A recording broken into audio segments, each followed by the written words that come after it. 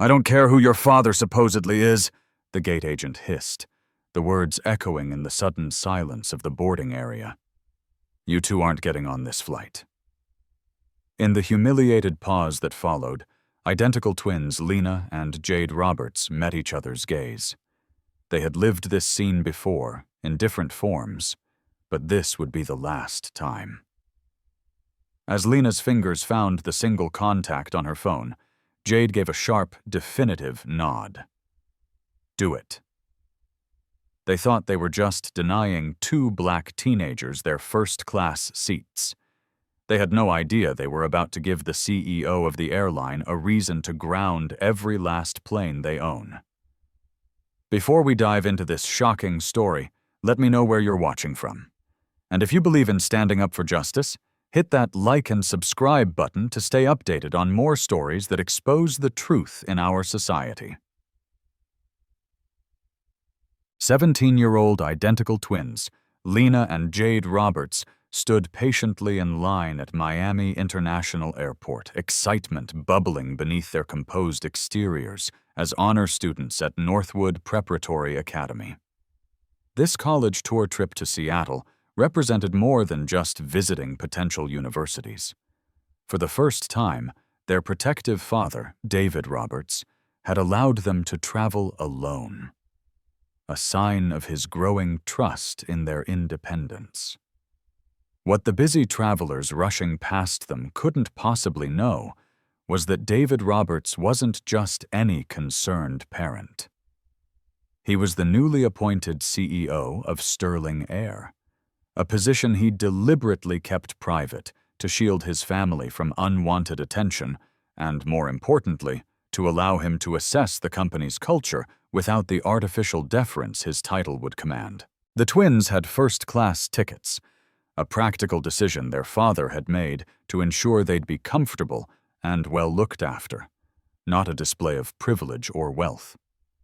Dressed in comfortable hoodies, jeans, and clean but well-worn sneakers, they looked like typical teenagers heading out on an adventure, their identical faces framed by neat box braids, excitement shining in their dark brown eyes. The line at the Sterling Air check-in counter moved steadily forward until the twins reached the front. The white agent, a man whose name tag identified him as Kevin Miller, looked straight through them to the passenger standing behind. "Next," he called out, completely ignoring the two black teenagers directly in front of him. A middle-aged white couple stepped around the twins, apparently assuming they weren't actually in line, and Kevin immediately began processing their tickets with a friendly smile. "Heading to Chicago today? Wonderful city this time of year." Jade cleared her throat politely. "Excuse me, sir. We were next in line." Kevin's smile vanished instantly, his eyes narrowing as he finally acknowledged their presence. "You'll have to wait your turn," he said curtly, continuing to tap away at his keyboard for the couple he was helping. "But we were next," Lena said, her voice calm but firm. "We've been standing here for 15 minutes. Kevin's jaw tightened. "I'll be with you when I'm ready." The twins exchanged glances. This wasn't the first time they'd experienced this particular brand of invisibility, but it stung. Nonetheless, they waited as Kevin deliberately took his time with the couple, making small talk about Chicago attractions while shooting occasional glances at the twins, a subtle smirk playing at the corners of his mouth. After the couple departed, 3 more white passengers were helped, before Kevin finally, reluctantly, motioned the twins forward. "Tickets and ID," he snapped. Not making eye contact, Lena placed their first-class boarding passes and student IDs on the counter. Kevin's eyebrows shot up as he examined the tickets. "First class? Are you sure you're at the right counter?" His tone suggested they must have made a mistake. "Yes, our father purchased these tickets for us," Jade explained calmly. "We're visiting colleges in Seattle." Kevin picked up their boarding passes between his thumb and forefinger as if they might be contaminated. "These don't look right. Where did you get these?" His implication was clear. He suspected the tickets were fraudulent. "Our father purchased them directly from the airline," Lena said, her patience beginning to wear thin. "Is there a problem?" Kevin's lips pressed into a thin line. "I'll need to verify these, and I'll need additional identification. Student IDs aren't sufficient." Behind them, the line was growing longer. People were starting to stare. "We're 17, Jade explained. "We don't have driver's licenses yet. Our father was told student IDs would be sufficient for domestic travel when he booked the tickets." Kevin sighed dramatically. "Well, someone told your father wrong. Wait here." He disappeared into a back office with their tickets and IDs. The twins stood awkwardly at the counter for nearly 15 minutes, while other agents continued to help passengers who had arrived after them. They could hear occasional laughter from the office where Kevin had disappeared. Finally, he returned, slapping down 2 new boarding passes and their IDs. "There was an error in the system," he announced loudly enough for nearby passengers to hear. "You've been reassigned to economy. Boarding at gate D42. Lena examined the new boarding passes, her brow furrowing. "But these aren't the seats our father booked. We're supposed to be in first class." Kevin leaned forward, lowering his voice. "Listen, I don't know what kind of scam you two are trying to pull, but certain people need to understand that first class isn't for everyone. You should be grateful you're getting on the plane at all." His emphasis on certain people made his meaning unmistakable. Jade, always quicker to anger than her sister, opened her mouth to respond, but Lena placed a warning hand on her arm. They'd been taught that righteous anger from young black women was too often weaponized against them. "Our father specifically booked first-class tickets," Lena insisted, keeping her voice steady. "I'd like to speak to a supervisor, please." Kevin's face hardened. "Supervisor's busy. If you have a problem with your seats, you can take it up at the gate. Next." He waved impatiently to the people behind them. Humiliated and angry, the twins collected their altered boarding passes and moved away from the counter. "We should call Dad," Jade whispered. "No," Lena replied, though it took all her willpower not to reach for her phone. "He has that big board meeting today, remember? He specifically asked us not to call unless it was an emergency." "This feels like an emergency to me," Jade muttered. But she knew her sister was right. Their father had worked incredibly hard to reach his position, and they didn't want to disturb him over something they felt they should handle themselves. "We'll get it sorted at the gate," Lena assured her, though doubt crept into her voice. "Let's just get through security first." Neither girl noticed Kevin watching them with a smug smile as they walked away. Nor did they see him pick up a phone and make a quick call. "Yeah, it's Kevin. 2 black teenagers, identical twins, trying to pull a fast one with first-class tickets. I bumped them back to economy, but you might want to keep an eye out. Something doesn't feel right about them." He hung up, satisfied that he'd done his part to maintain what he considered the proper order of things. The invisibility that Lena and Jade experience at the check-in counter is a common and painful form of prejudice. Being ignored and treated as if you don't belong is designed to make you question your own right to be there. In this situation, the twins chose to be patient and polite, a strategy many marginalized people are taught to adopt for their own safety. Do you think this was the right call? Or is there a point where being polite simply enables the aggressor, and you have a right, or even a responsibility, to be loud and demand respect? The security checkpoint loomed ahead, a bottleneck of humanity shuffling through the TSA's elaborate screening process. The twins joined the line, still discussing how they would handle the ticket situation at the gate, when they noticed a pattern forming. White passenger after white passenger passed through the standard screening with minimal fuss, barely breaking stride as they collected their belongings on the other side. Then came their turn. Randomly selected for additional screening, announced TSA agent Sandra Hughes with a smirk that suggested there was nothing random about it. The twins were directed to a separate lane where they would be subjected to enhanced security measures.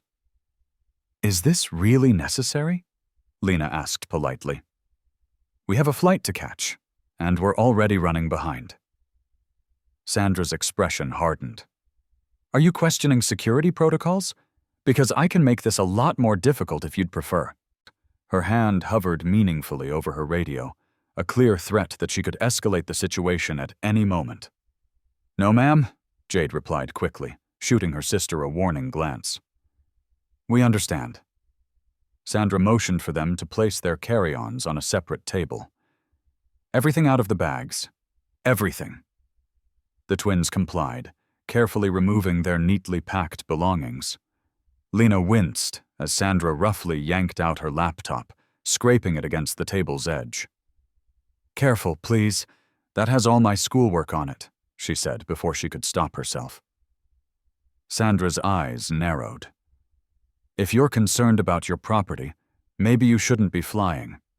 I can deny you passage right now if you continue to interfere with security procedures." Her voice carried, drawing attention from nearby travelers. Jade placed a calming hand on her sister's arm as Sandra continued her inspection, deliberately rough as she pawed through their carefully folded clothes, reading private notes in their journals, and even opening a sealed envelope containing Lena's medication, spilling pills across the table. "What are these?" she demanded, as if she'd discovered illicit drugs instead of prescribed allergy medication.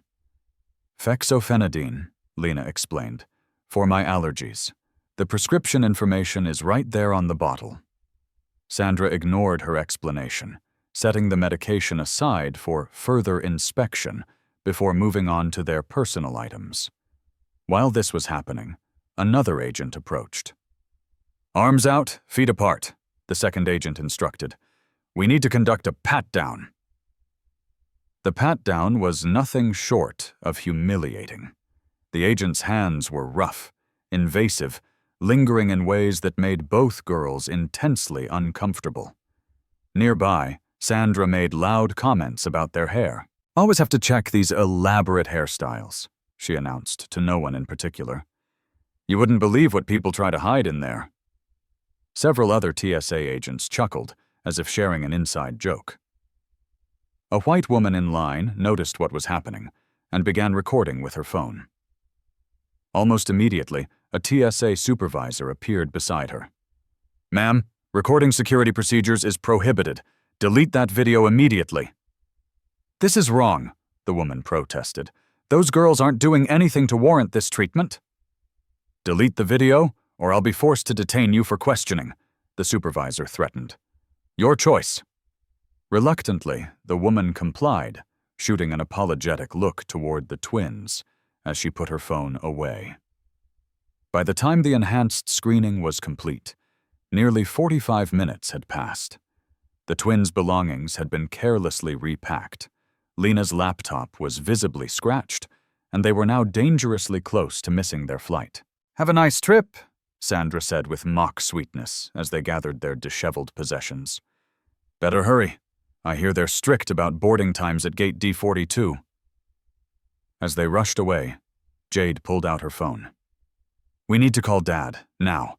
This has gone beyond ridiculous." Lena checked the time and shook her head. "He's in that closed-door session with the board right now. His assistant said he couldn't be disturbed for any reason. We'll handle this ourselves and tell him everything when he calls to check on us tonight." Shaken but determined, they hurried toward their gate, unaware that their ordeal was just beginning. The incident at the TSA checkpoint, where a witness is intimidated into silence, is a powerful illustration of how systems can protect themselves. The supervisor's threat wasn't just to stop the recording, it was a message to everyone watching. Don't interfere. This kind of complicity through silence is incredibly damaging. Have you ever been in a situation where you saw an injustice, but were afraid to speak up for fear of consequences. Looking back, do you wish you had acted differently? Comment none 1. If you have, and none 2 if you believe the risk of intervention is sometimes too great. With their boarding time still an hour away, the twins decided to stop at the Skyline Grill, an airport restaurant advertising quick service and quality food. Their earlier excitement about the trip had evaporated, replaced by a gnawing anxiety, and more immediately, hunger.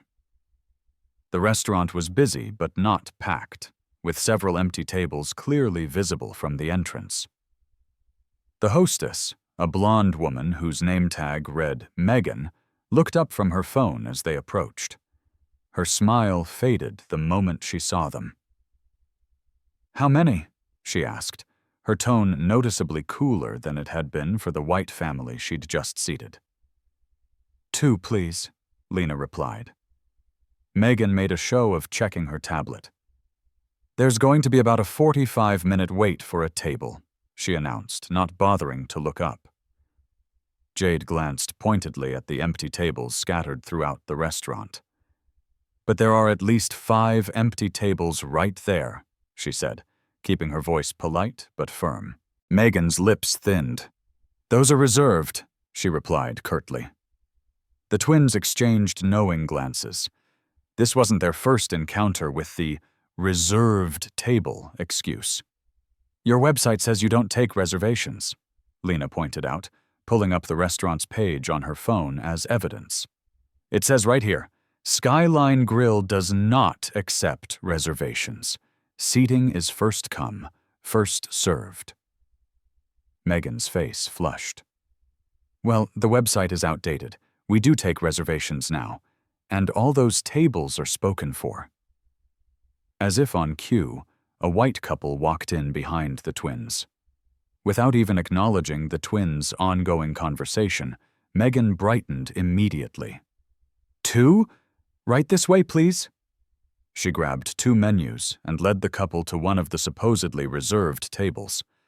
Jade felt her temper rising. "Excuse me," she called after Megan. "We were here first, and you just told us there were no tables available."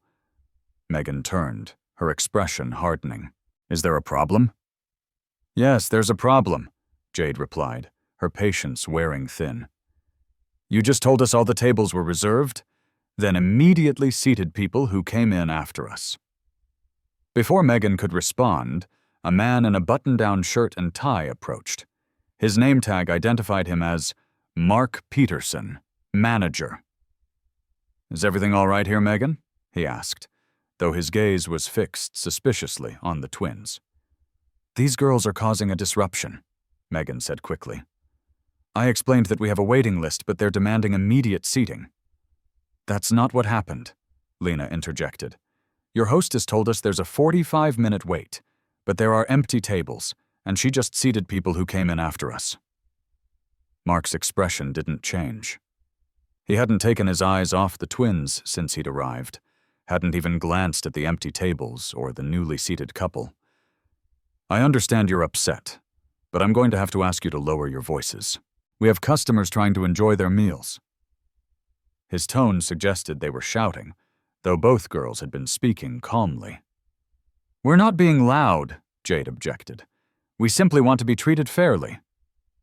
"If you continue to make a scene, I'll be forced to call security," Mark threatened, folding his arms across his chest. From nearby, a Latina waitress watched the interaction with growing concern. She approached cautiously. "Mark, I can take them at one of my tables. Number 12 just opened up." "Stay out of this, Maria," Mark snapped without looking at her. "Go check on your other tables." Maria Rodriguez hesitated, clearly torn between following her manager's orders and doing what she knew was right. With an apologetic glance at the twins, she retreated, disappearing into the kitchen. "Look," Mark said, his voice dropping to a threatening whisper. "I suggest you find somewhere else to eat. We reserve the right to refuse service to anyone. And right now, you're not welcome here." The message was clear. Their kind wasn't welcome. It had nothing to do with reservations or waiting lists. Hungry, frustrated, and increasingly demoralized, the twins turned to leave. As they walked away, they overheard Mark commending Megan. "Good job. Can't let them think they can just walk in and get whatever they want." Outside the restaurant, Jade fought back angry tears. "I'm so sick of this. Every single time."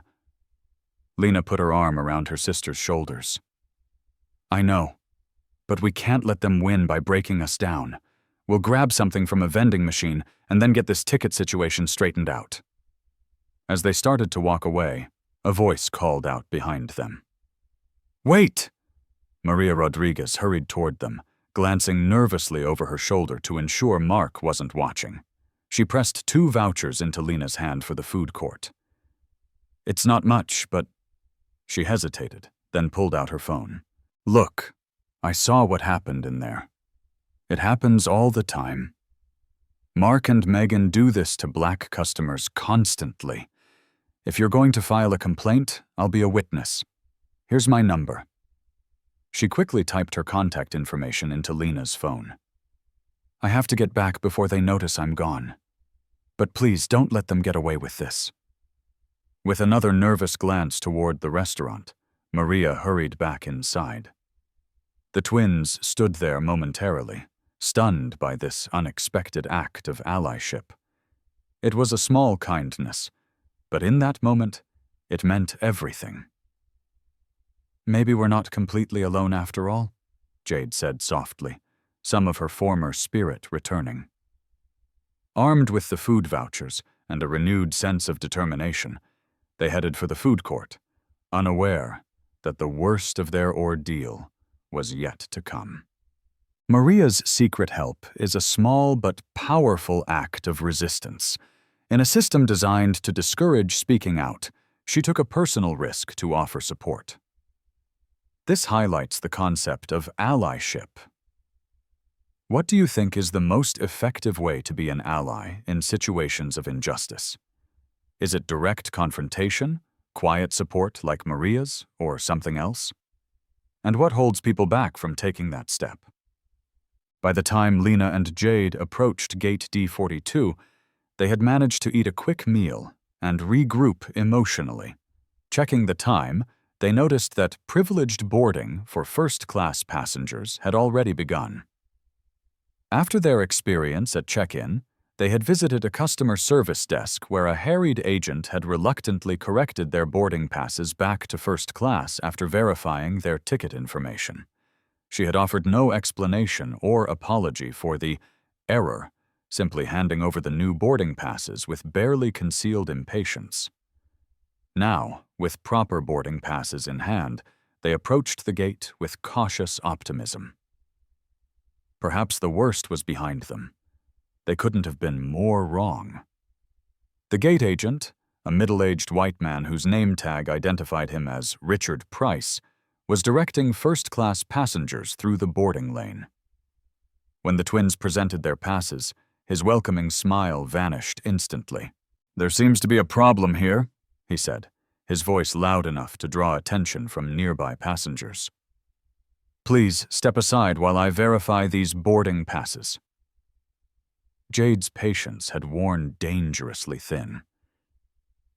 "What problem? We've already had our seats changed once today, without explanation. The customer service desk just fixed them. What possible issue could there be now?" Richard's eyes narrowed. "I'm going to need to see some identification," he demanded, ignoring her question entirely. "And please keep your voice down." The twins produced their student IDs once again. Richard inspected them with exaggerated scrutiny, turning them over repeatedly, holding them up to the light as if checking for watermarks, all while continuing to process other first-class passengers with barely a glance at their documentation. "These don't look legitimate," he finally declared. "Student IDs can be easily fabricated." "They're official IDs from Northwood Preparatory Academy," Lena explained, struggling to maintain her composure. "They have the school seal, Our photos, everything. The airline confirmed they were sufficient ID for domestic travel when our father booked the tickets. Richard's response was to reach for the PA system microphone. Security to gate D42, please. Security to gate D42. The announcement echoed through the terminal, causing nearby passengers to stare and whisper. Several pulled out phones and began recording the confrontation. "This is discrimination," Jade stated firmly, no longer willing to pretend this was all just a series of unfortunate misunderstandings. "We have legitimate tickets and ID. You're delaying us because we're black. That's illegal." Richard's face flushed red. "That's a serious accusation, young lady. I could have you removed from this airport for making false claims against airline personnel. I'm simply following security protocols." "Which protocols specifically require you to announce a security need when there isn't one?" Lena challenged. "Or to scrutinize our school IDs while barely glancing at other passengers' identification?" Before Richard could respond, a new voice entered the conversation. "What seems to be the problem here, Richard?" The woman who approached was perhaps in her 50s, with dark skin and her hair pulled back in a tight bun. Her name tag identified her as Brenda Williams, supervisor. The twins felt a surge of hope. Surely another black woman would understand what was happening and intervene on their behalf. "These two are attempting to board with first-class tickets that appear to be fraudulent," Richard explained, his tone suggesting he was dealing with hardened criminals rather than teenage girls. "And they're making accusations of discrimination to try to intimidate me into letting them board." Brenda smiled tightly at the twins. "Let me see what's going on here." She examined their boarding passes and IDs, then motioned for them to step aside with her, away from the line and the curious onlookers. "Richard, continue boarding. I'll handle this." For a moment, alone with Brenda, the twins allowed themselves to hope. "Thank you," Jade began. "We've been dealing with this kind of treatment since we arrived at the airport. We're just trying to get to Seattle to visit colleges." Brenda's friendly demeanor changed the instant they were out of earshot of the other passengers. Her voice dropped to a harsh whisper. "Listen to me carefully. I don't know what game you two think you're playing, but you need to understand how things work. People like us need to know how to behave if we want to be treated equally." The betrayal hit like a physical blow. "People like us?" Lena repeated incredulously. "What's that supposed to mean?" "It means," Brenda continued, her voice still low, "that making a scene and throwing around accusations of discrimination isn't going to get you what you want. It just confirms what they already think about us. You need to be twice as polite, twice as patient, twice as perfect. That's the reality." "But we haven't done anything wrong," Jade protested. "We've been polite and patient while being discriminated against at every turn." Brenda's expression hardened further. "Do you think I got to be a supervisor by calling out every microaggression? By making a scene every time someone made an assumption about me? This is the real world, not some social justice Twitter thread." She looked down at their boarding passes again. "I'm going to let you board, but consider this a warning. I don't want to hear about you causing any more trouble on my airline. You understand me?" Without waiting for a response, she led them back to the gate, where Richard was watching with undisguised displeasure. "Their documentation checks out," Brenda informed him coldly. "They can board." Richard's lips pressed into a thin line, but he reluctantly stepped aside as the twins moved toward the jet bridge. Brenda's words echoed in their minds. The betrayal from someone who should have been an ally stung, perhaps, more deeply than the original discrimination. They boarded in silence, both wrestling with the implications of Brenda's warning and the exhausting reality it represented. What they didn't know was that their ordeal was far from over. At the end of the jet bridge, one final gatekeeper awaited. The supervisor, Brenda, delivers a crushing blow by advising the twins to accept injustice as the price of admission. Her perspective is born from a career spent navigating a biased system, and it raises a painful question about survival versus resistance. Is Brenda a sellout who has betrayed her community? Or is she a pragmatist offering what she sees as a necessary, if painful, survival strategy? And what does it say about a system when succeeding within it requires you to police the members of your own community? The twins had barely taken 2 steps onto the jet bridge when they encountered yet another obstacle. A tall, broad-shouldered man in a Sterling Air uniform stood blocking their path, examining boarding passes with cursory glances before waving passengers through. His name tag read, Marcus Finch. When Lena and Jade presented their tickets, his demeanor instantly changed. "I'm going to need you two to step aside," he said, making no effort to lower his voice. "There seems to be an issue with your tickets." Passengers behind them were forced to navigate around the impromptu checkpoint Marcus had created. "What issue?" Lena asked, fatigue evident in her voice. "We've already had our tickets verified multiple times." Marcus's expression remained impassive. "I've received a system alert indicating suspicious activity associated with your reservation. I need to run some additional checks before I can allow you to board." "What kind of suspicious activity?" Jade demanded. "We're high school students going to visit colleges. What could possibly be suspicious about that?" Marcus ignored her question entirely. "Please step aside and wait while I continue boarding other passengers." With no choice but to comply or risk further escalation, the twins moved to the side of the jet bridge. They watched as passenger after passenger was waved through with barely a glance at their documentation. Minutes stretched into a quarter hour, then half an hour. The once busy flow of boarding passengers dwindled to a trickle, then stopped altogether.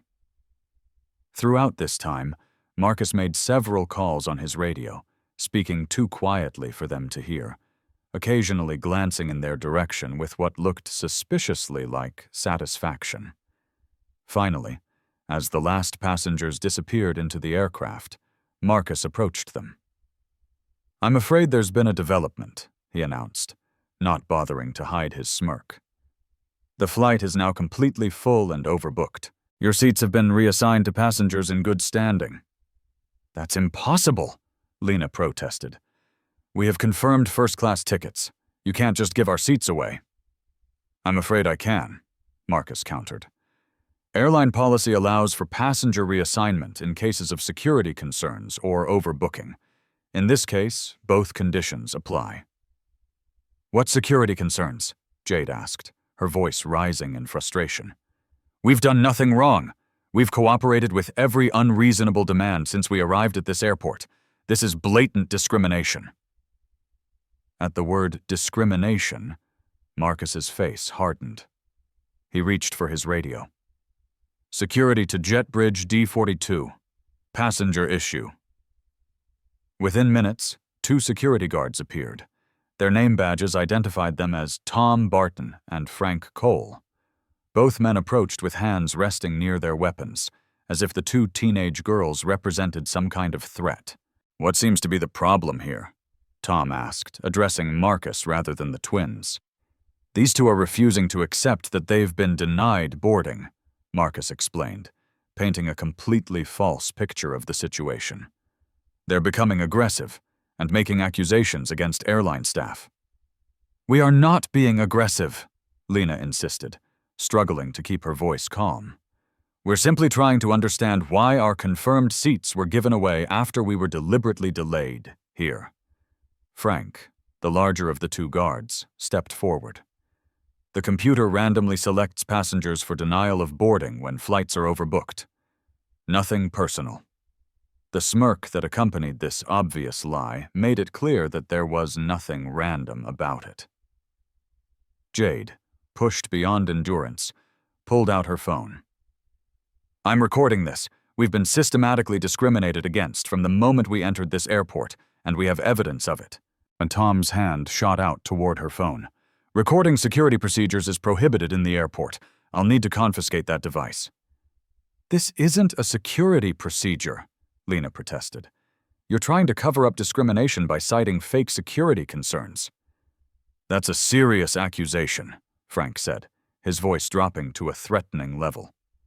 "One that could result in both of you being detained for questioning. Is that what you want?" The implied threat hung in the air. Detention would mean missing any chance of reaching Seattle today. Their father's careful planning, their college visits, all would be disrupted.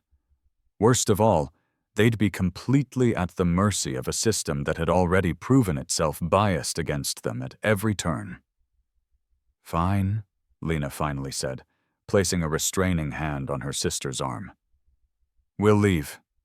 But this isn't over." "It is for today," Marcus replied with undisguised satisfaction. "Your seats are gone. The flight is leaving, and you two aren't getting on it.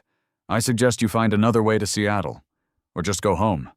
Under the watchful eyes of the security guards, the twins were escorted away from the gate as the final boarding call for their flight was announced over the PA system. They walked in silence, the weight of defeat pressing down on them. Every step they'd taken through this airport had been met with resistance, prejudice, and obstruction. They'd been patient, they'd been polite, they'd followed the rules. And still, they'd been denied the basic dignity and service that every other passenger seemed to receive without question. As the sounds of their flight preparing for departure reached them, Jade turned to her sister, tears of frustration welling in her eyes. "We have to call Dad now." This time, Lena didn't argue. This is the ultimate breaking point, where the system has used every tool at its disposal, lies, intimidation, manufactured rules, to deny them their rights. They followed every instruction, maintained their composure, and were still cast out. Have you ever reached a point where you realized that no matter how perfectly you follow the rules, the game is still rigged against you? What do you do in that moment? Do you walk away in defeat, or does it ignite a different kind of fight in you? Seated on a bench in a quiet corner of the terminal, far from gate D42 and the flight that should have carried them to Seattle, Lena finally pulled out her phone. Her hand trembled slightly as she navigated to her father's contact.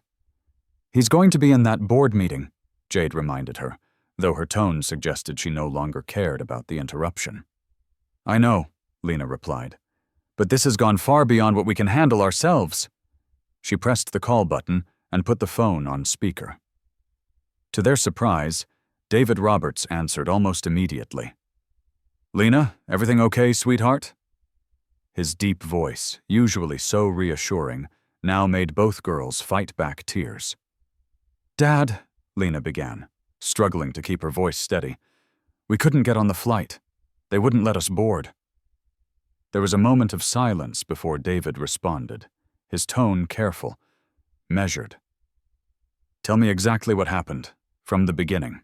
For the next several minutes, the twins took turns detailing their experience: the check-in counter with Kevin Miller, the TSA screening with Sandra Hughes, the restaurant incident with Megan and Mark Peterson, the gate confrontation with Richard Price and Brenda Williams, and finally the jet bridge denial from Marcus Finch.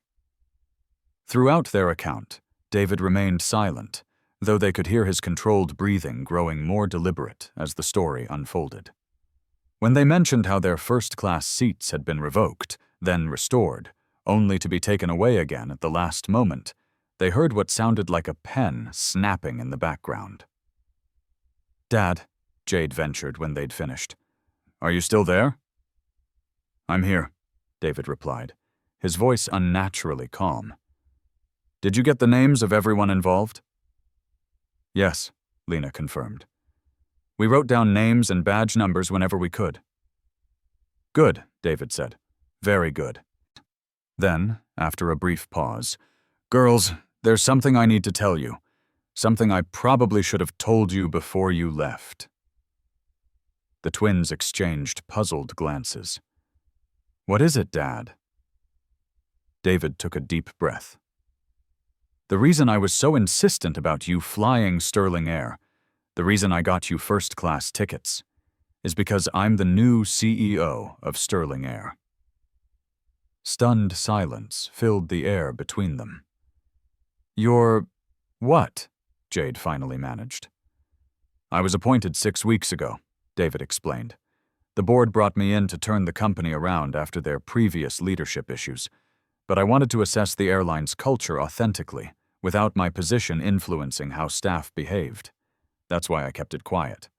Why I used my private account to book your tickets instead of using the executive travel system." "Wait," Lena interjected. "So the whole time we were being treated like this?" "Cool. You were the CEO's daughters," David finished, his voice tight with controlled fury. "Being discriminated against by people who had no idea who you were or who they were really dealing with." "What are we supposed to do now?" Jade asked. "Our flight's gone, and even if we could get another one—" "Don't move," David instructed. "Stay exactly where you are. I'm implementing Emergency Protocol Alpha right now. You'll see what that means very shortly. And keep your phone on. Record everything that happens from this point forward." The line went silent for a moment, as they heard their father issuing rapid commands to someone else in the room with him. When he returned to the call, his voice had a steel edge they'd rarely heard before. "In about 2 minutes, you're going to start getting calls from airline executives. They're going to offer you everything under the sun: private jets, helicopter transfers, luxury accommodations. Don't accept anything. Tell them you're waiting for my direct instructions only. Understand?" "Yes," the twins replied in unison, still trying to process this stunning revelation. "Good. Stay strong. I'll be in constant contact, and this will all be over soon. I love you both." The call ended, leaving the twins staring at each other in disbelief. True to their father's prediction, Lena's phone rang barely a minute later. The caller ID showed Sterling Air Executive Office. Before she could answer, Jade's phone also began ringing with a similar caller ID. As predicted, the voices on the other end were panicked airline executives offering immediate assistance, private transportation, anything and everything to make amends for the unfortunate misunderstanding. Following their father's instructions, the twins politely but firmly declined all offers, stating they were awaiting direct instructions from David Roberts only. Just as they ended these calls, a familiar figure came hurrying toward them. Richard Price, the gate agent who had blocked their boarding just 30 minutes earlier, was approaching with an entirely different demeanor. His previous contempt had been replaced by obsequious panic. Miss Roberts," he called out, slightly out of breath from rushing. "There's been a terrible misunderstanding. We've arranged for a private corporate jet to take you to Seattle immediately, if you'll just come with me." "No thank you, Mr. Price," Lena replied, coolly. "We're waiting for direct instructions from our father." Richard's face contorted with barely concealed rage. The mention of their father clearly triggered something in him, but he struggled to maintain a veneer of professionalism. "I understand you're upset, but making false claims about your family connections isn't going to help the situation." His tone shifted, becoming threatening once again, now that they were alone, away from the witnesses at the gate. "In fact, making false statements about airline personnel could result in you being placed on a no-fly list. Perhaps we should discuss this somewhere more private." "Is that a threat, Mr. Price?" Jade asked, pulling out her phone and beginning to record. Richard's eyes widened as he noticed the active recording. From the phone's speaker, David Roberts's voice suddenly emerged, as he had never hung up and had been listening to the entire exchange. "Mr. Price, this is David Roberts, Chief Executive Officer of Sterling Air, and father of the young women you've been discriminating against. Everything you say is being recorded and monitored. I suggest you return to your gate and await further instructions from airline management." The color drained from Richard's face as the full implications of the situation crashed down upon him. Without another word, he turned and fled back toward Gate D42, nearly colliding with a beverage cart in his haste. The twins looked at each other, a mix of vindication and disbelief washing over them. "Dad," Lena said into the phone, "what's Emergency Protocol Alpha?" David's voice was grim but satisfied. "Watch the departure boards. You're about to find out." The big reveal of the father's identity is a moment of pure catharsis. It's the ultimate power reversal. But let's pause and consider the implications. While incredibly satisfying in this story, how does it make you feel knowing that, for most people who experience this kind of discrimination, there is no powerful father to call? Does the fact that justice, in this case, required a deus ex machina ending highlight the hopelessness of the system for the average person? Or does it serve as an inspiring, if fictional, fantasy of what true accountability could look like? The departure boards flickered throughout the terminal, drawing confused glances from travelers. Then, like dominoes falling, flight after flight began showing the same status update: delayed, gate return. The announcements began moments later, echoing through the terminal. "Attention Sterling Air passengers. Due to an executive-ordered safety protocol verification, all Sterling Air flights currently on the tarmac or at gates are being held. Passengers already boarded are asked to remain seated. We apologize for the inconvenience and will provide updates as they become available." All around them, confusion spread through the terminal as travelers consulted their phones, checked the boards, and approached harried-looking gate agents for explanations. The agents themselves appeared bewildered, checking their computer terminals with increasing panic as more commands filtered down from above.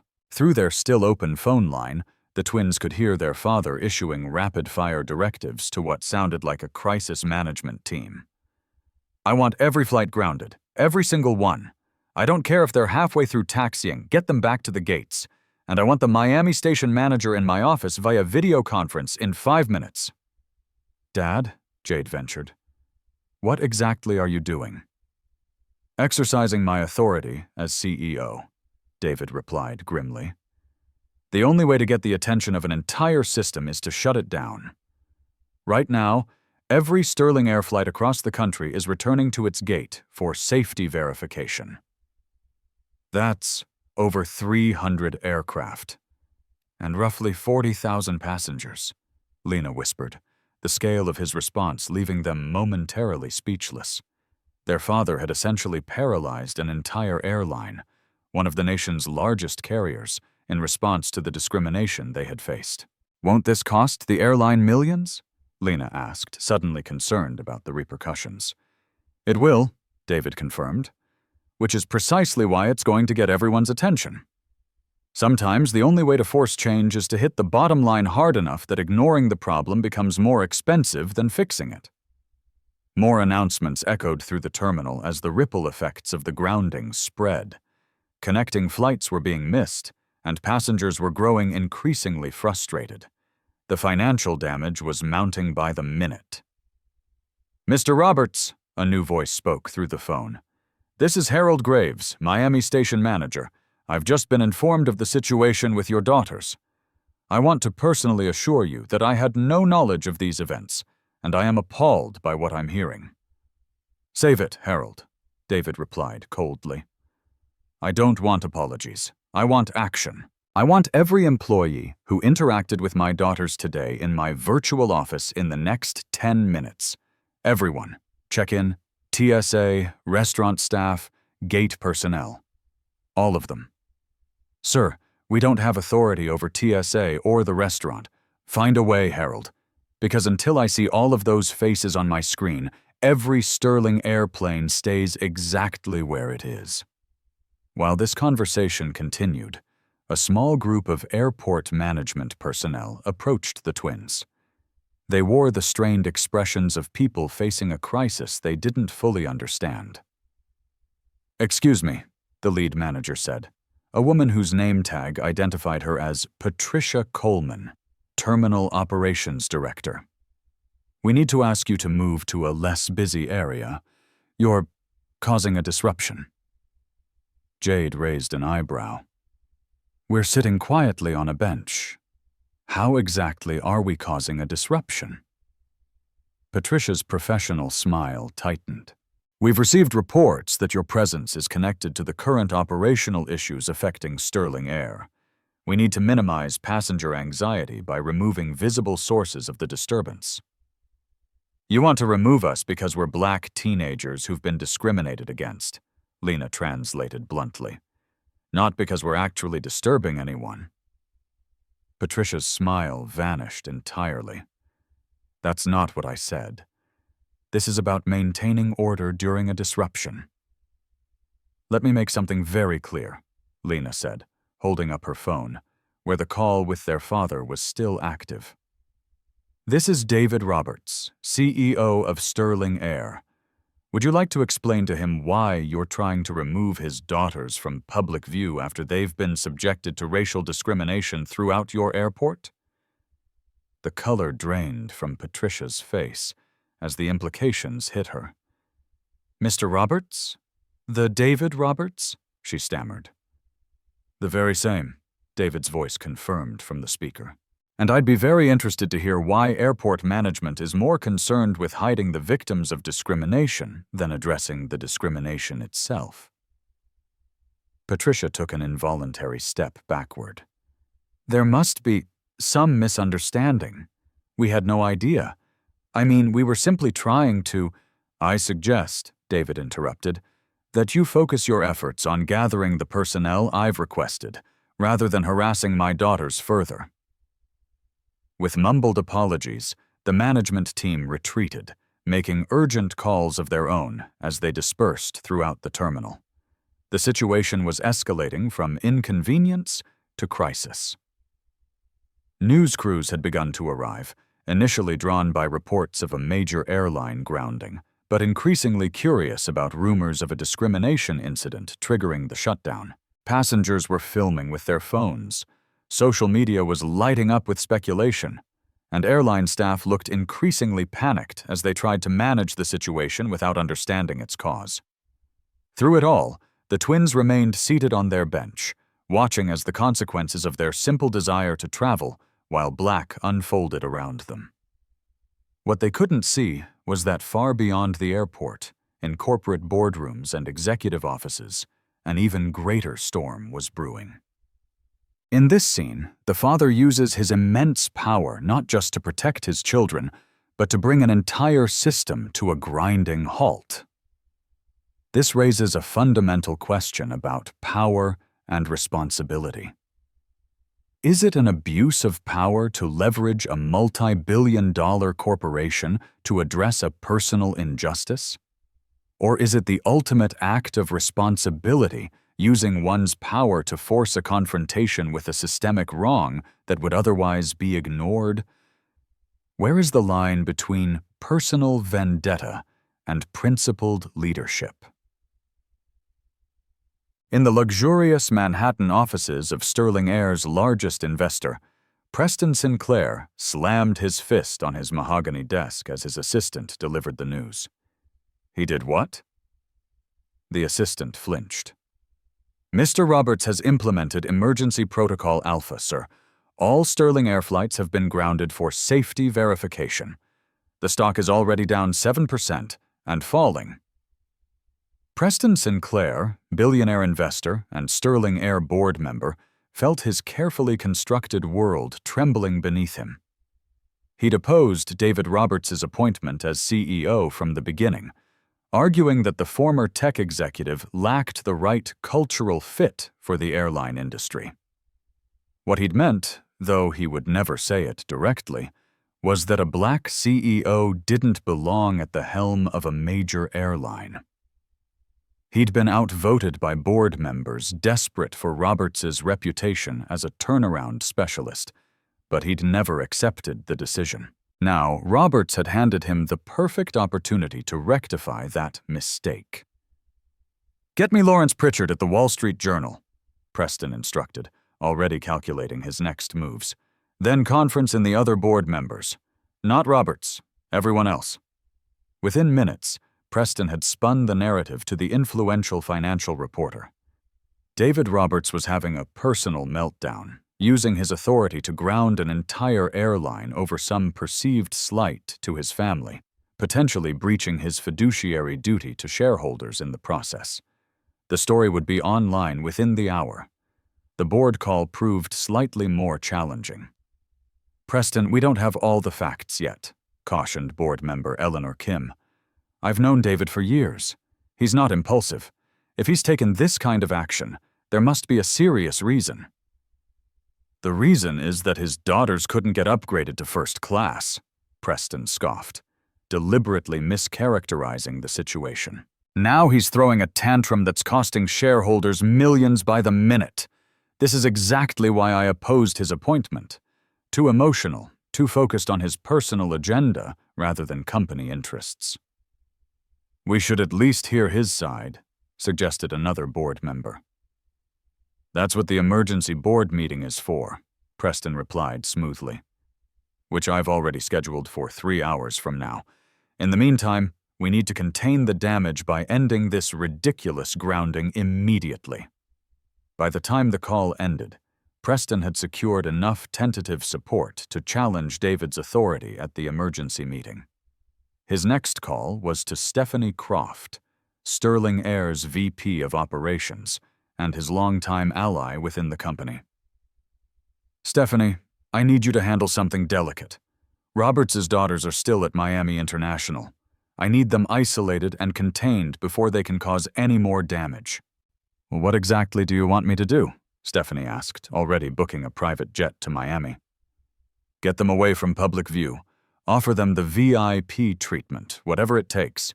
But get them somewhere private where they can't talk to the press or post on social media.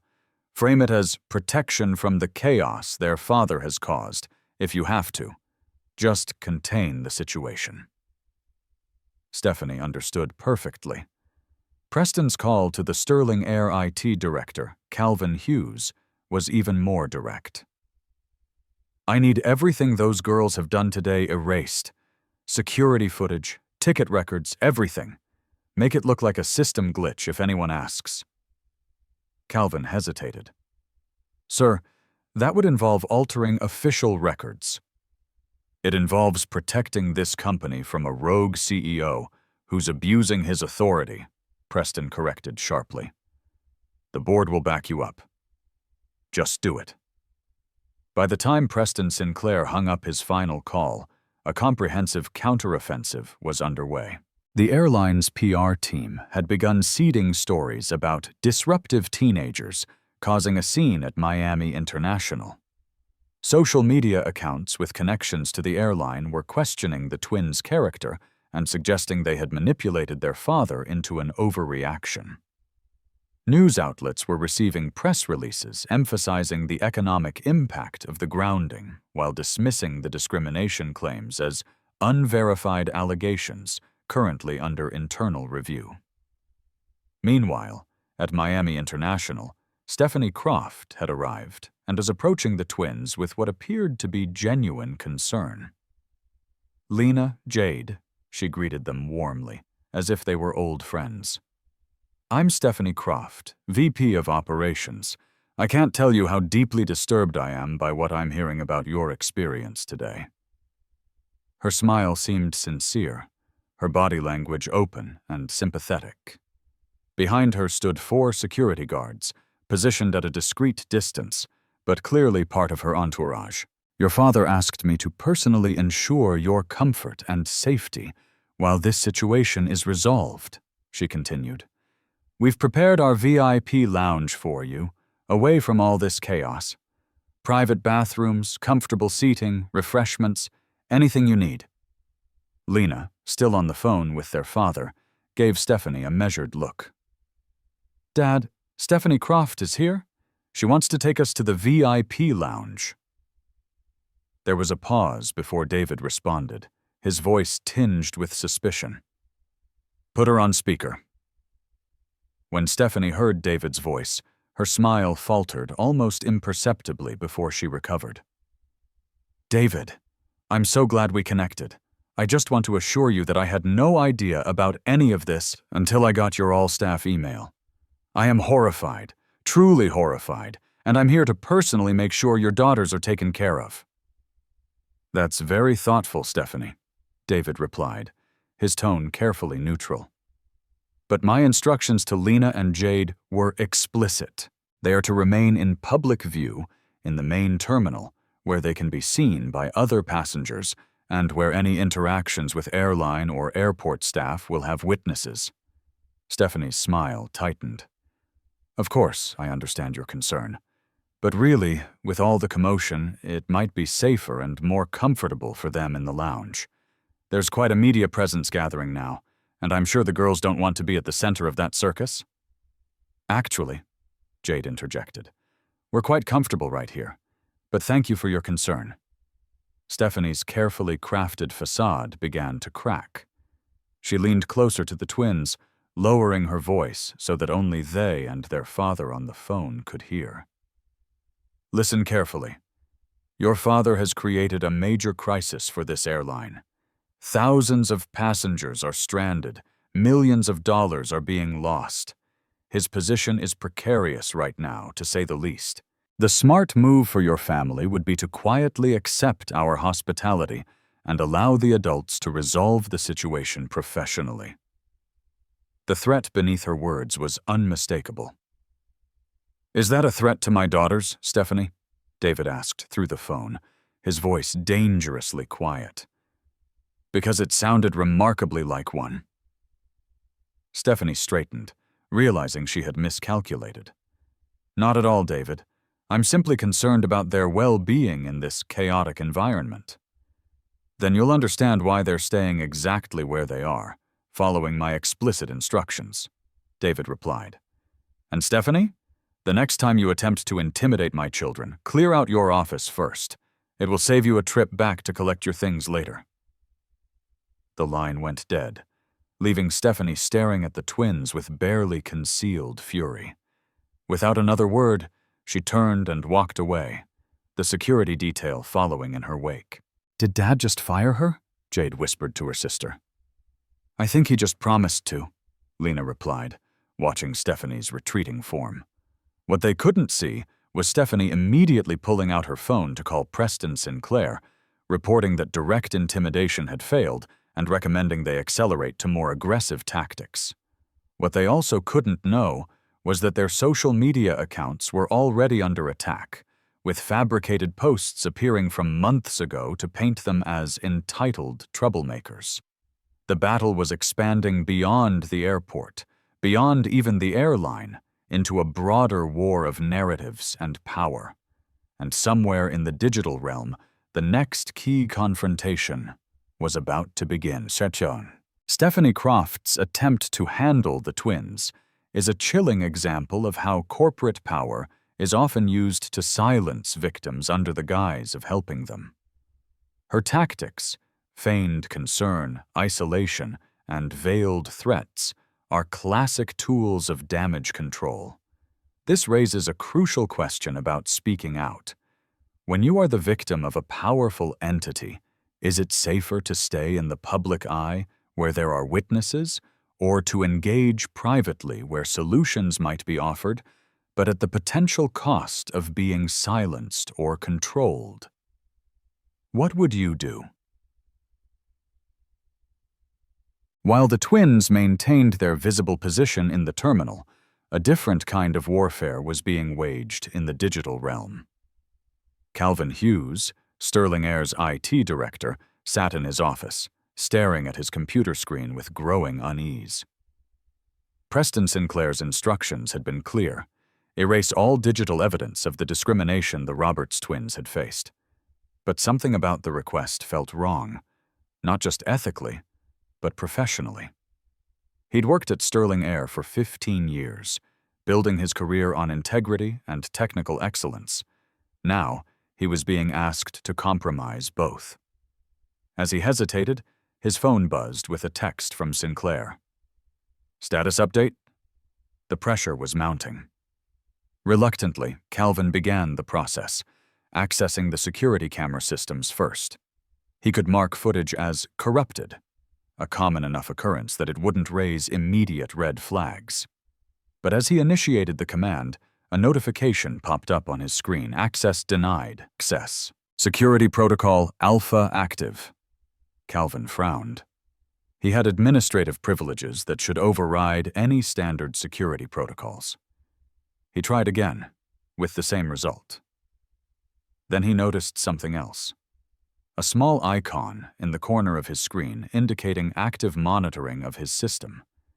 Someone was watching his actions in real time. His phone rang, displaying an unfamiliar number. "Mr. Hughes?" came the voice when he answered. "This is Lena Roberts. I believe you're trying to access security footage from Miami International Airport." Calvin nearly dropped the phone in shock. "How did you get this number? How are you monitoring my system?" "I'm something of a programmer myself," Lena replied calmly. "Dad's mentioned you before. Said you were one of the most ethical people in the IT department. That's why I'm calling, instead of just logging your attempts to alter evidence." Calvin's mind raced. He hadn't considered that David Roberts' daughter might have technical skills of her own. "Look, this is a misunderstanding," he began, but Lena cut him off. "No misunderstanding. I've been backing up evidence all day. Every interaction, every recording, every ticket change is stored on a secure cloud server that neither you nor Mr. Sinclair can access. I've also written a script that's scanning social media for any altered posts, supposedly from our accounts. Did you know impersonation is a federal offense, Mr. Hughes?" Calvin felt sweat beading on his forehead. "I'm just following orders," he said weakly. "From Preston Sinclair, not from the CEO," Lena corrected. "You have a choice right now. You can continue trying to erase evidence of racial discrimination, which is itself illegal, or you can do the right thing." Back at the airport, the twins were putting their own technical skills to work. While Lena had been handling the IT director, Jade had been reaching out to witnesses they'd encountered throughout the day. Maria Rodriguez, the kind waitress from the restaurant, had responded immediately, sending videos she'd secretly recorded of Mark making racist comments after the twins had left. "Mark told me to stop helping those people because they don't belong in first-class establishments," Maria wrote. "I've been documenting his behavior for months. I've attached all my recordings." Other passengers who had witnessed their treatment at the gate were finding them on social media, sending their own recordings and statements of support. The digital evidence was mounting, creating a counter-narrative to the one Sinclair was trying to establish. Meanwhile, the attack on their reputation intensified. Fabricated social media posts, supposedly from the twins' accounts, began circulating, showing them bragging about manipulating their father, making racist comments of their own, and displaying entitled behavior. Their high school records were somehow leaked, though with false information about disciplinary issues inserted. Lena, anticipating this move, had already contacted their school's IT administrator, a woman who had mentored her in coding. Together, they verified and published the twins' actual school records, complete with their principal's statement confirming the documents had been tampered with by outside forces. The battle extended to news coverage as well. Major outlets were running competing stories, some focusing on the economic impact of the grounding, others examining the discrimination allegations with increasing seriousness as more witnesses came forward. The tide of public opinion was beginning to shift as the twins' systematic documentation of their experience became harder to dismiss. Calvin Hughes made his decision. Instead of erasing footage, he began securing it, placing copies on protected servers where even executive access couldn't delete them. He sent David Roberts a direct message. "Securing the evidence, not destroying it. I'll testify if needed." It was a career-risking move, but as he watched the fabricated attacks on 2 teenage girls escalate, he couldn't be part of it any longer. By evening, what had begun as an attempt to silence and discredit the twins had transformed into a digital uprising. Airline employees from across the country began sharing their own experiences with discrimination at Sterling Air, both as employees and as witnesses to passenger mistreatment. The hashtag Sterling Air Discrimination was trending nationally, with thousands of stories emerging by the hour. Preston Sinclair's counteroffensive had backfired spectacularly. Rather than isolating the twins' experience as an anomaly, his aggressive tactics had opened the floodgates to a much larger pattern of behavior that could no longer be contained. And in a corporate boardroom, the emergency meeting that he had called to remove David Roberts was about to begin. Lena's preemptive strike against the IT director is a brilliant display of foresight and skill. This isn't just a story about social justice. It's also about a generational shift in how power operates. The old guard, like Sinclair, uses traditional tools, media manipulation, and corporate hierarchy. The new guard, like Lena and Jade, uses technology, social networking, and transparency. This raises an interesting question. In the 21st century, does power still reside solely in wealth and position? Or have digital literacy and the ability to mobilize online communities become an equally potent form of power? The Sterling Air Emergency Board meeting convened virtually, with 14 grim-faced executives appearing on screens. Preston Sinclair wasted no time in taking control of the narrative. "Colleagues, we face an unprecedented crisis," he began, his voice grave. "Our CEO has grounded our entire fleet over what appears to be a personal family matter, potentially violating his fiduciary duty to this company and its shareholders. The stock has fallen 12% and continues to drop. We must act decisively." Several board members nodded in agreement, their concern evident. Preston continued, building his case methodically. "I move that we temporarily relieve David Roberts of his duties, pending a full investigation into his actions today. This isn't about race, as some are already suggesting in the media. This is about sound business judgment." Before anyone could second the motion, David Roberts appeared on screen, his expression calm but determined. "Before you vote on Mr. Sinclair's motion, I believe you should have all the facts." He pressed a button, and his screen was replaced by a series of documents and images. What you're seeing is a preliminary report on discrimination complaints against Sterling Air over the past 5 years. The board members leaned closer to their screens, expressions shifting from annoyance to concern as they absorbed the information. "Discrimination complaints against our airline are 340% higher than the industry average," David continued, his voice steady. "Internal reports documenting this pattern were systematically buried by previous management, many of whom were appointed by Mr. Sinclair during his time as executive chairman." Preston's face flushed with anger. "This is a distraction from the matter at hand," he interrupted. "Your emotional overreaction to your daughter's experience is costing this company millions." "My daughter's experience was not an isolated incident," David countered. "It was a textbook example of the discriminatory culture that has festered within this airline for years, a culture that represents a massive legal and financial liability that has been concealed from this board and from shareholders." He switched to another screen, showing pending legal actions against the airline. "These discrimination lawsuits represent potential liabilities exceeding $800 million, none of which have been properly disclosed in our financial statements. That, Mr. Sinclair, is a breach of fiduciary duty." The room fell silent as board members processed this revelation. Eleanor Kim was the first to recover.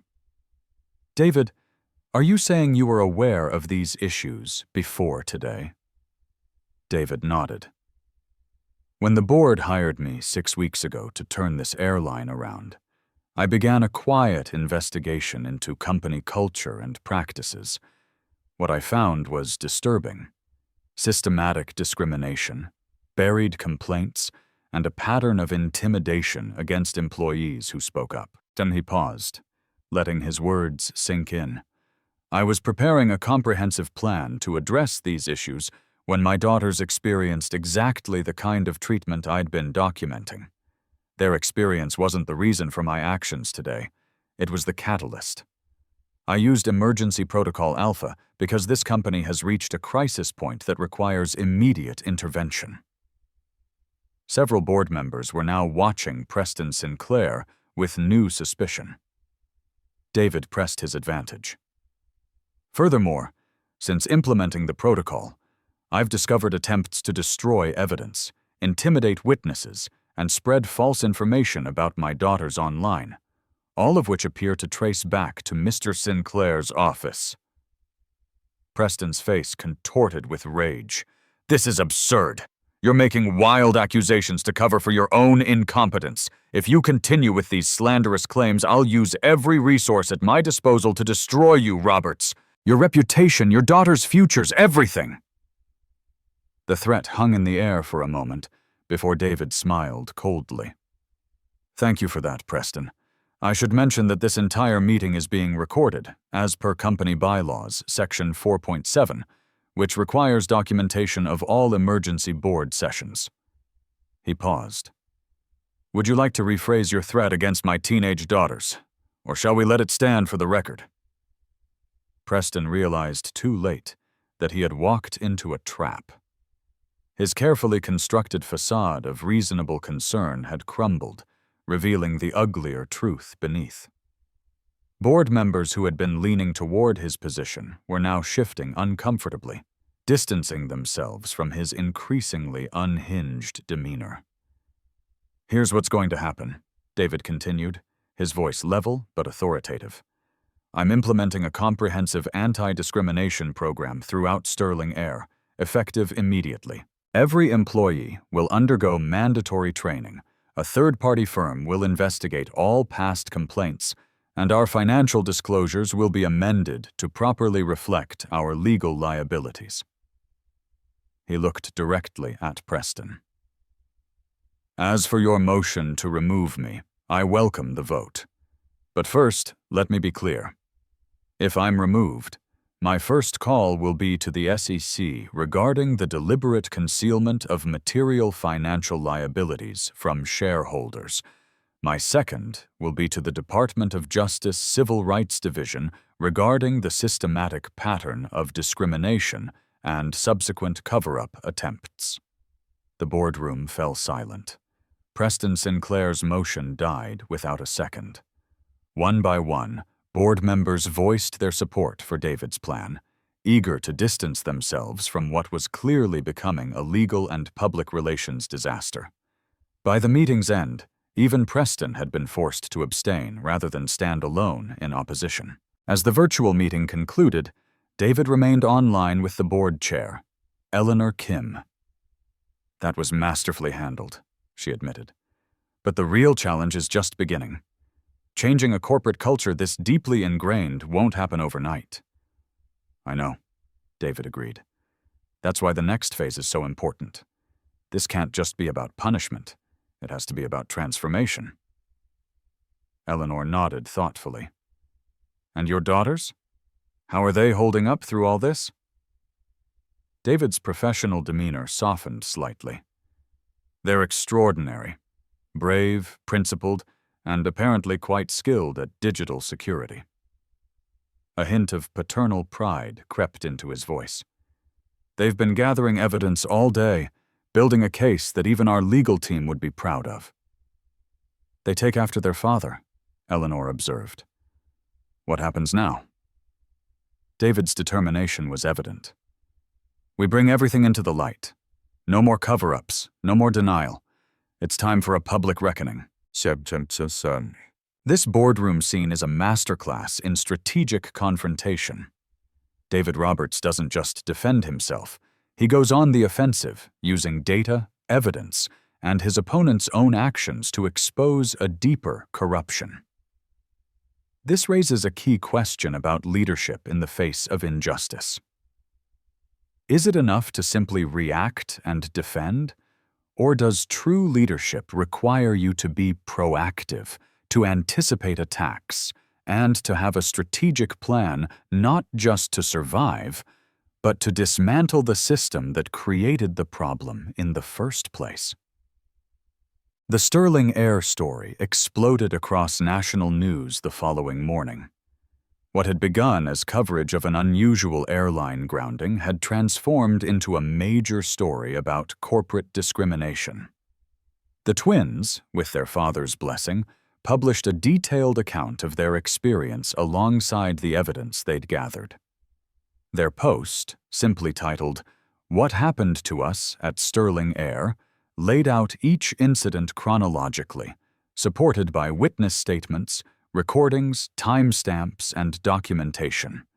It was measured in tone, factual rather than accusatory, and devastatingly effective because of that restraint. Within hours, Sterling Air discrimination was the top trending topic nationally. Other victims of discrimination by the airline began sharing their stories, creating an avalanche of testimony that could no longer be dismissed as isolated incidents. Former employees joined in, describing a toxic culture where reporting discrimination was career suicide. Preston Sinclair, refusing to accept defeat, launched his threatened media offensive. News outlets friendly to his business interests began questioning David's competence, suggesting he had overreacted to a minor customer service issue because of personal emotional involvement. Conservative commentators hinted that the twins had provoked the incidents, behaving in ways that justified the staff's reactions. The narrative battle might have gained traction, if not for David's next move. With the twins' agreement, he released the recording of Preston Sinclair's boardroom threats against his daughters. The audio clip spread virally, with millions hearing Sinclair's rage-filled voice promising to destroy 2 teenage girls for speaking out against discrimination. The public reaction was immediate and overwhelming. Sterling Air stock, already damaged by the grounding, plummeted further. Major shareholders began publicly distancing themselves from Sinclair, with several institutional investors calling for his removal from the board. His business reputation, built over decades, began to crumble in real time. Meanwhile, the employees who had discriminated against the twins found themselves in an uncomfortable spotlight. Richard Price, the gate agent, gave a defensive interview to a local Miami station that only worsened his position. "I was just following procedures," he insisted, though he could not specify which procedures required him to announce a false security alert or subject the twins to extra scrutiny. Kevin Miller, the check-in agent, was identified in security footage deliberately changing the twins' tickets from first class to economy. When confronted by reporters outside his home, his response, "Certain people don't know how to behave in first class," was caught on camera, confirming rather than refuting the accusations of bias. The TSA launched an internal investigation into Sandra Hughes's conduct after multiple witnesses came forward describing her pattern of targeting minority passengers for invasive screenings. Restaurant manager Mark Peterson was placed on leave after Maria Rodriguez provided recordings of his racist comments about customers. By mid-afternoon, the story had reached the White House, with the press secretary confirming that the Department of Transportation would be examining Sterling Air's compliance with anti-discrimination laws. Several members of Congress called for hearings on discrimination in the airline industry more broadly. David Roberts finally addressed the public via a live video statement from Sterling Air headquarters, with the twins seated beside him. He outlined a comprehensive plan to address discrimination within the airline. "What happened to my daughters was not an isolated incident," he stated firmly. "It was a symptom of a systemic problem that has gone unaddressed for far too long. Today, that changes." He announced a series of immediate actions: mandatory anti-discrimination training for all staff, transparent reporting of all discrimination complaints, establishment of a passenger bill of rights, and creation of an independent review board with real authority to investigate complaints and recommend disciplinary actions. Perhaps most surprisingly, he announced that the employees directly involved in discriminating against his daughters would not be summarily fired. "Termination might feel satisfying in the moment," he explained, "but it doesn't solve the underlying problem. Instead, these employees will participate in creating and implementing our new anti-discrimination training program, with their salaries during this period donated to civil rights organizations." True change requires education and accountability, not just punishment. The reaction to David's approach was mixed. Some praised his focus on systemic change rather than individual scapegoating, while others felt the employees deserved immediate termination. The twins themselves supported their father's decision, with Jade explaining in a brief statement, "This isn't about ruining individual careers, it's about changing a system that encourages and rewards discrimination." Preston Sinclair made one final power move, calling in favors from airline partners and major corporate customers to pressure Sterling Air. Several partner airlines threatened to end code share agreements. Business travel accounts worth millions warned they might take their business elsewhere if David remained in control. The message was clear. The industry would close ranks against an outsider who threatened to expose and change their practices. David's response was equally clear. He released a detailed report documenting discrimination across the airline industry, with data suggesting Sterling Air's problems, while severe, were not unique. "This is larger than one airline," he stated. "This is an industry-wide failure that requires industry-wide reform. Companies can either lead that change or be dragged into it by regulation and litigation. The choice is theirs." By evening, the public narrative had shifted definitively. What Sinclair had tried to frame as an executive's emotional overreaction was now widely understood as a necessary intervention against entrenched discrimination. The twins, initially portrayed by some as entitled teenagers causing trouble, were increasingly seen as principled young women who had exposed an ugly truth that could no longer be ignored.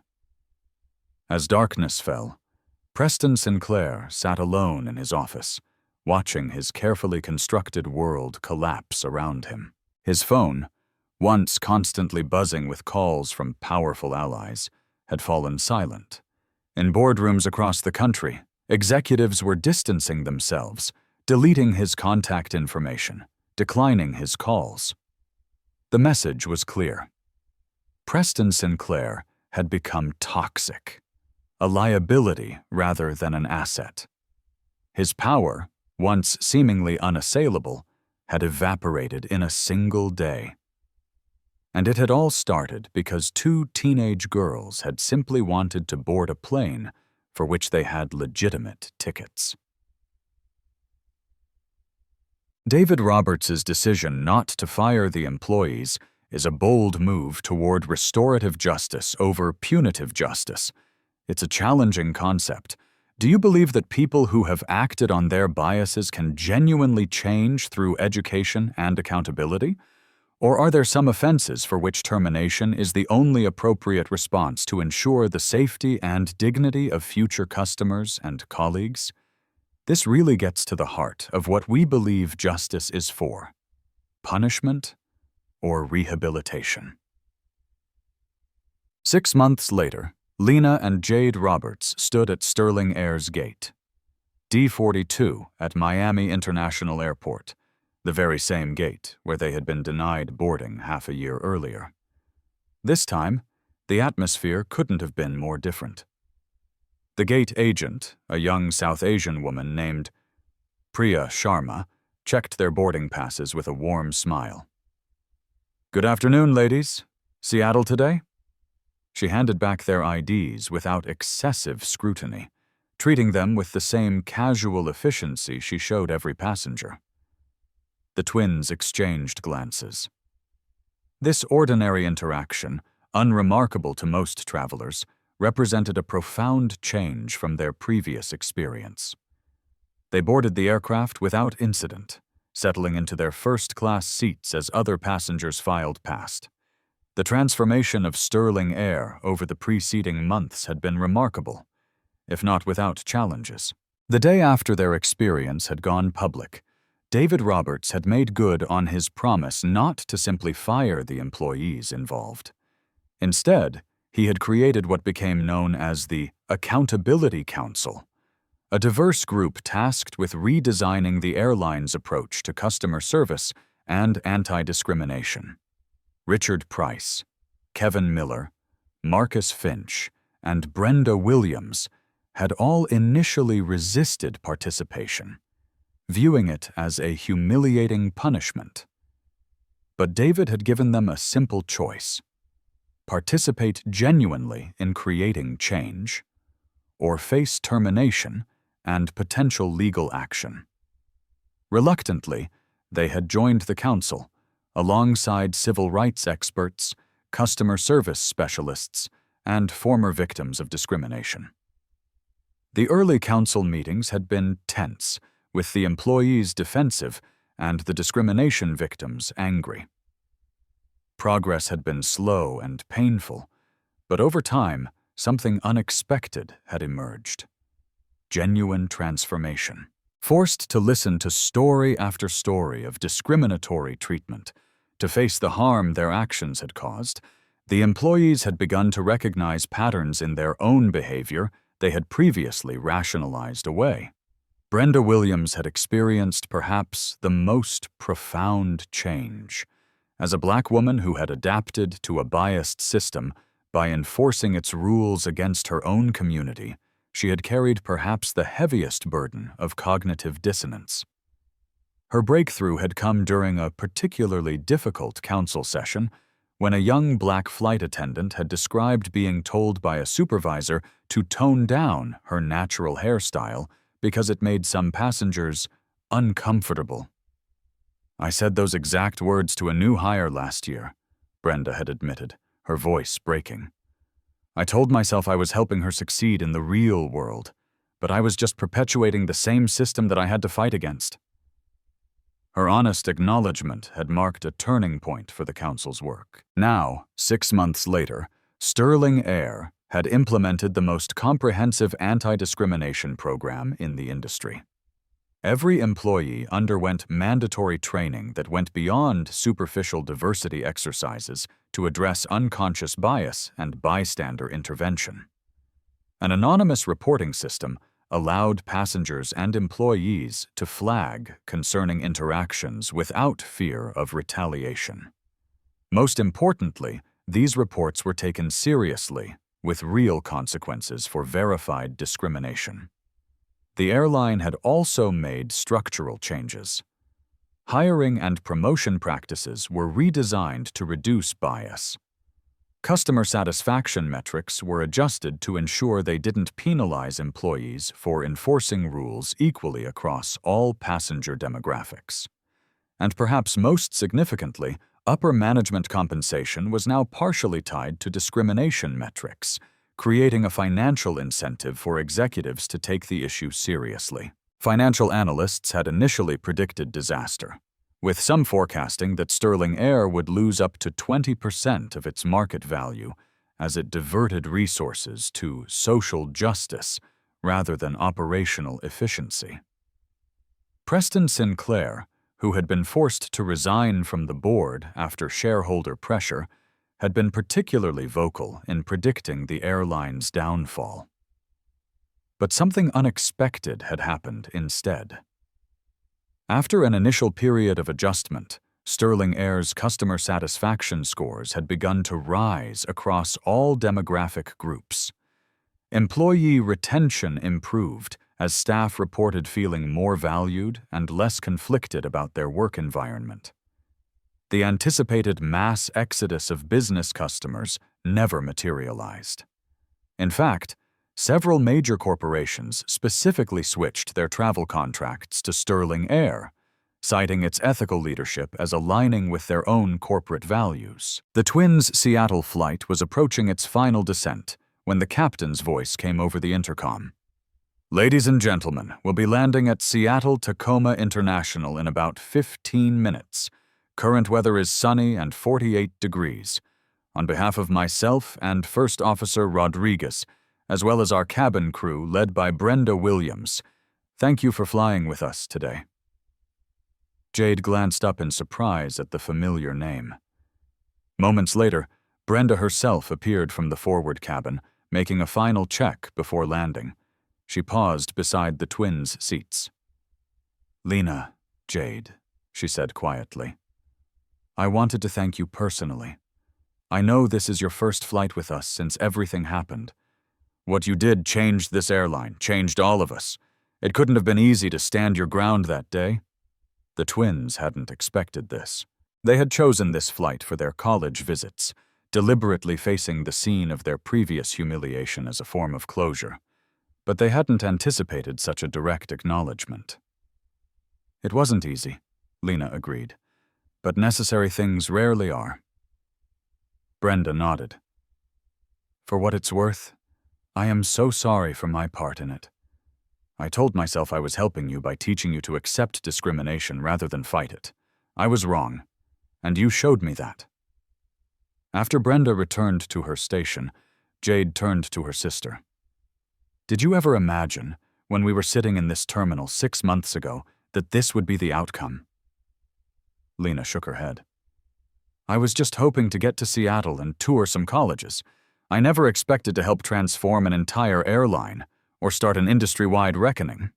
Following Sterling Air's lead, several other major carriers had implemented their own anti-discrimination initiatives, though none as comprehensive. The Department of Transportation had launched formal investigations into discriminatory practices across the industry. Congressional hearings had put airline executives on the hot seat, forcing public commitments to change. As the aircraft touched down smoothly on Seattle's runway, Lena thought about the journey that had brought them here. The discrimination they had faced had been real and painful. The battle afterward had been exhausting, but the outcome had exceeded anything they could have imagined. Their father had told them something during the darkest days of the public controversy that now seemed prophetic.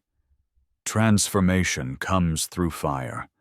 The systems that need changing most will fight hardest against that change, but if you stand firm in your truth, even when it's difficult, even when it's costly, you create the possibility for something better to emerge from the ashes. As they collected their belongings and prepared to disembark, Lena caught sight of a young black girl, perhaps 7 or 8 years old, seated with her family in economy.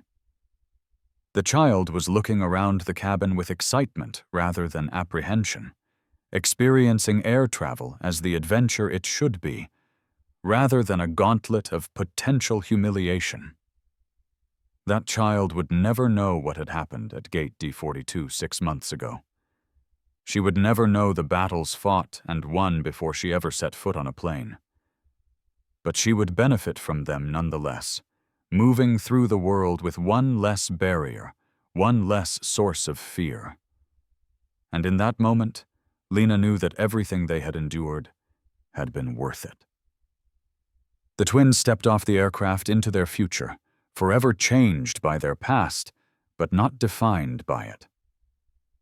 Behind them, a transformed airline continued its own journey of evolution. And somewhere in corporate boardrooms across America, executives were learning a powerful lesson. Discrimination wasn't just morally wrong, it was bad business. The world was changing, with or without them. Those who adapted would thrive. Those who resisted would be left behind, relics of a past that fewer and fewer people were willing to accept. As David Roberts had told the final emergency board meeting 6 months earlier, this isn't about politics or ideology. This is about treating people with basic human dignity. Any company that can't grasp that fundamental principle doesn't deserve to survive in the 21st century. Sterling Air had grasped that principle, painfully but thoroughly, and in doing so, it had secured not just its moral standing, but its economic future. The transformation through fire was complete, and it had all begun because 2 teenage girls had refused to accept being invisible. The story concludes on a hopeful note, with genuine systemic change and personal growth for many of the antagonists. It's an optimistic vision of what's possible when accountability is prioritized. However, in the real world, deep-seated prejudices often resist change, and corporations can be skilled at creating the appearance of change without altering the core power structures. Is the happy ending of this story a realistic outcome or a hopeful ideal? And what do you think is the biggest barrier to this kind of transformation happening more often in our society? This story of Lena and Jade Roberts' journey through discrimination and transformation offers powerful lessons that resonate beyond their individual experience. First, it demonstrates that systemic discrimination often remains invisible until directly challenged. What appeared as isolated incidents to casual observers was revealed as part of a pervasive pattern affecting countless others. Second, the twins show us the importance of documentation and evidence in fighting discrimination. Their methodical recording of names, incidents, and collecting witness statements proved crucial in establishing the truth against attempts to discredit them. In today's digital age, evidence is a powerful weapon against gaslighting and denial. Third, this story illustrates how change requires both leadership and pressure from below. David Roberts' position gave him the power to force institutional change, but it was his daughter's experience and courage that catalyzed his action. True transformation often begins with those who have the least power but the most at stake. Perhaps most importantly, the story challenges the false dichotomy between ethics and economics. The conventional wisdom that addressing discrimination hurts business proved not just wrong, but backwards. Sterling Air became stronger, more profitable, and more respected precisely because it confronted its biases rather than hiding them. Finally, we learned that meaningful change isn't about punishing individuals, but transforming systems. By focusing on education, accountability, and structural reform rather than simple termination, Sterling Air created sustainable change that rippled throughout an industry. These lessons remind us that fighting discrimination isn't just morally necessary, it's essential for creating institutions that truly serve everyone with dignity and respect. What moments in your life have you witnessed discrimination and wished you could make a difference? Have you ever been in a situation where speaking up seemed impossible, but necessary? Comment below with your experiences or thoughts on how we can all contribute to creating more equitable systems in our daily lives. If this story resonated with you, please hit that like button to help others find it, and subscribe for more powerful narratives that explore important social issues. Share this video with someone who needs to understand that individual courage can spark systemic change. Thank you for listening to Lena and Jade's journey. Remember, Transformation begins with those brave enough to stand in their truth, even when it's difficult. May we all find that courage when it matters.